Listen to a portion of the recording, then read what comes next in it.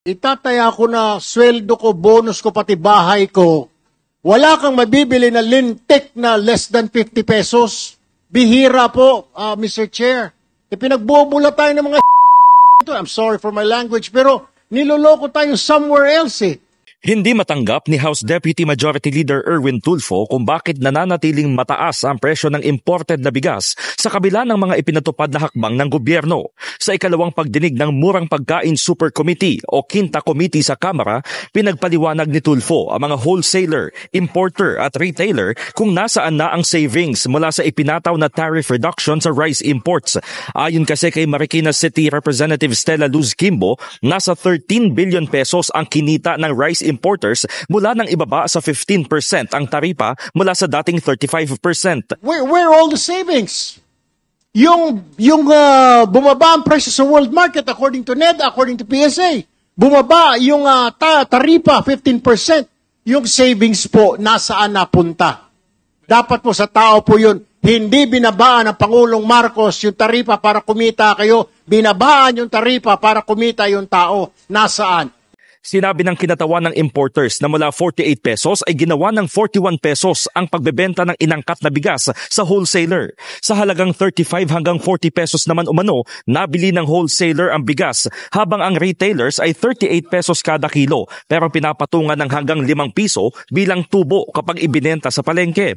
Pero hindi kumbinsido si Tulfo dahil mismong sila raw ay nag-iikot sa pamilihan at wala namang mabibili na mas mababa sa 50 pesos. Nakiusap din si Kimbo sa importers na ilabas na ang sobra-sobrang stocks ng bigas sa kanilang bodega upang magmura ang bigas sa merkado.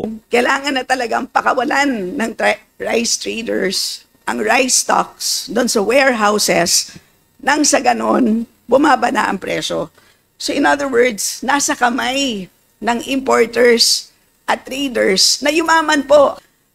Pero wini-withhold nila ang rice stocks sa ngayon. Maawa naman sila, di ba?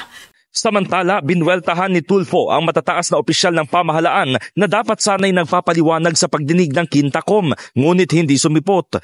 Ipinapasabi na ng kongresista ang mga kalihim, ngunit sabi ni Committee Chairman Joey Salceda, makabubuting show cause order na lang muna. Sa next hearing, kung mapapuntahin dito yung DA, kasi ngayon nagtuturoan pa sila, monitoring lang daw, nagtuturoan kung sino mag-implement ng batas na overpricing.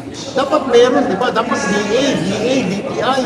Sinasabi, wala rin police power. Pwede mo naman ikat ang PNP, ang Coast Guard. Magaling po rin yung DA, tutulog-tulog. Hindi ko alam kung ginagawa ng DA. Kaya siguro, I would like to have Secretary Laurel here in this hearing kasi puro USEC niya, hindi na masagot yung mga tanong. Kaya for Secretary Laurel. Pati yung DOF, wala rin representative, parang nakakaloko, parang magsa-Senate, kakandara pa sila mag-attend. Pero pag Congress, parang binabaliwala nila. Even the NEDA, director lang, Jesus Maria, nasaan si Balisakan? Binabastos nila yung president. Hiling ng House Leader na magpatupad na ng SRP o Suggested Retail Price sa bigas, kasabay ng babala sa mga patuloy na magsasamantala at magpapatong sa presyo na maaaring makulong sila ngayong Pasko. In the heart of changing lives, ako si Brigada Haji Caaminio ng 105.1 Brigada News FM Manila, the Music and News Authority.